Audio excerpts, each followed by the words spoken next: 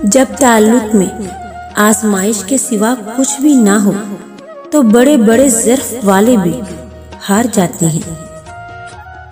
एक चाहत होती है अपनों के साथ जीने की जनाब, वरना पता तो सबको है कि मरना तो अकेले ही है।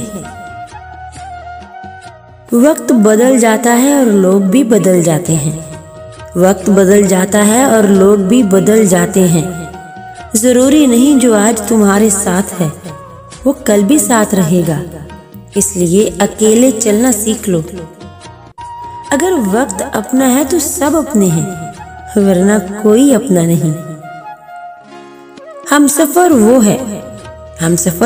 वो है जब मुश्किलें टूट पड़े, आजमाइशें सख्त हों तो हाथ पकड़ ले और कहे गम न कर, अल्लाह हमारे साथ है।